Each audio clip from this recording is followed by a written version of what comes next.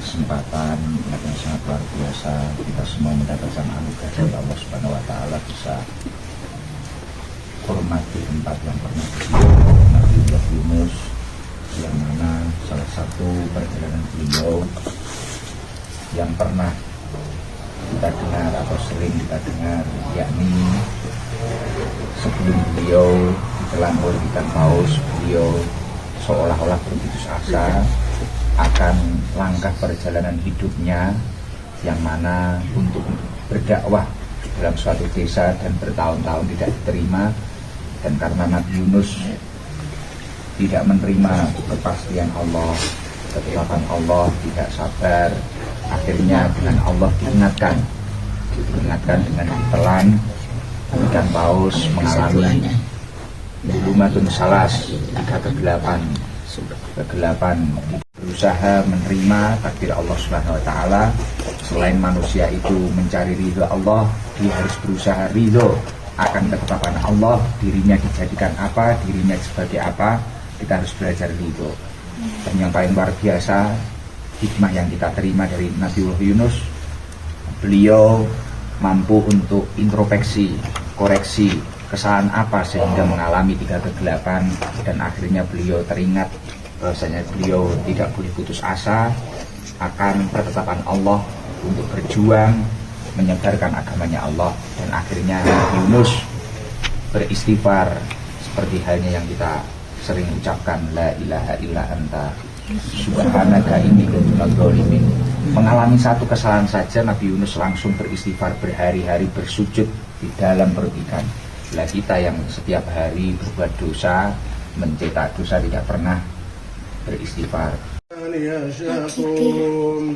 Salamullah ya sada minar rahman ya syaitan ibadallah itinakum qasadnakum talabnakum. Salamullah sada minar rahman ya syaitan tu'inuna tughizuna bihimmatikum wajadwakum. Salamullah sada minar rahman وأبنا وعبنا عطاياكم مزاياكم.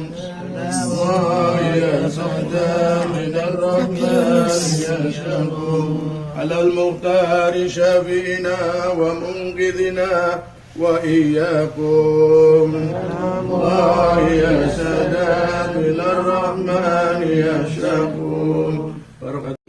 محمد رسول الله صادق الوعد لا إله إلا أنت سبحانك إني كنت من الظالمين. لا إله إلا أنت سبحانك إني كنت من الظالمين. لا إله إلا أنت.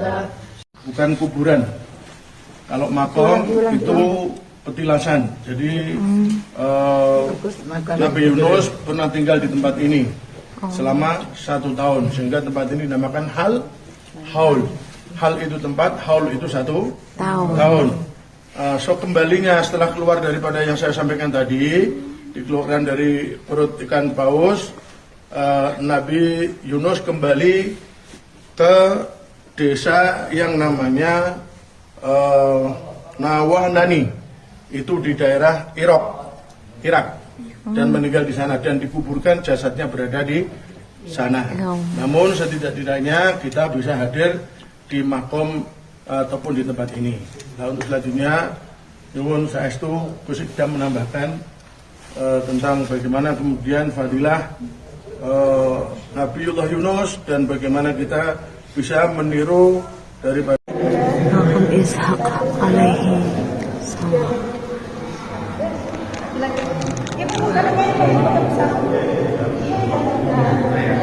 Besar-besar ya.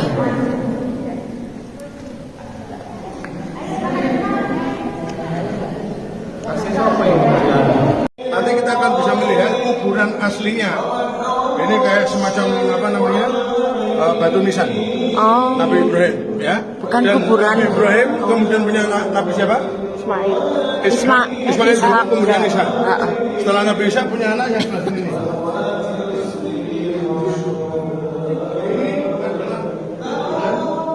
Nabi Yakub alaihi salam. Jadi kita nggak bisa masuk ke sana kecuali tanggal 27 Rojab. Dan ini tidak dijadikan sinagog. Tidak dijadikan sinagog. Walaupun ini dikuasai oleh siapa? Israel dan Yahudi. Ada yang kata untuk 1, 2, 3, 4 Ibrahimi. Ini bersurah Ibrahim. Saat ini kita akan mendekat dan masuk ke Masjid Al-Salir yang diperbolehkan untuk umat Islam. Masjid ini separuh dikuasai oleh orang-orang Yahudi. Sandal dan sepatu ditaruh sini aja karena kita pulang keluar lewat sini lagi.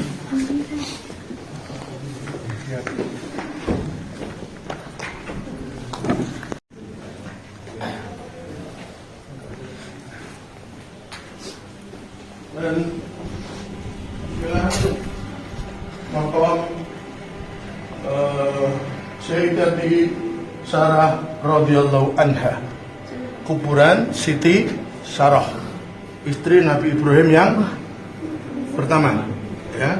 Istri yang kedua itu adalah khodimnya, atau zaman dulu namanya budak, yang namanya Siti Hajar, ya. Setelah 80 tahun menikah dengan Siti Sarah, udah hamil, kemudian Siti Sarah memerintahkan Nabi Ibrahim untuk menikah karena Siti Sarah tahu bahwa Nabi Ibrahim adalah Nabi harus punya keturunan. Maka begitu nikah dengan Siti Hajar, Nabi Ibrahim langsung apa? Siti Hajar langsung hamil. Tetapi Siti Sarah setelah meninggalkan ke Mekah dan kemudian Nabi Ismail ditinggal di sana, kembali lagi ke sini, maka kemudian Siti Sarah juga hamil dan mempunyai anak. Mari kita lihat.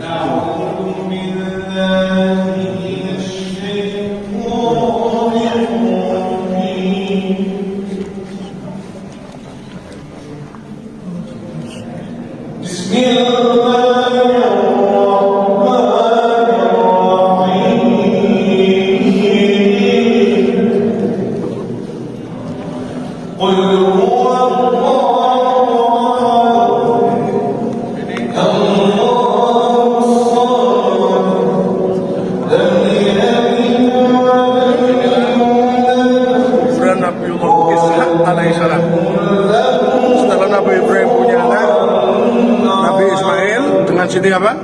Hajar. Kemudian Nabi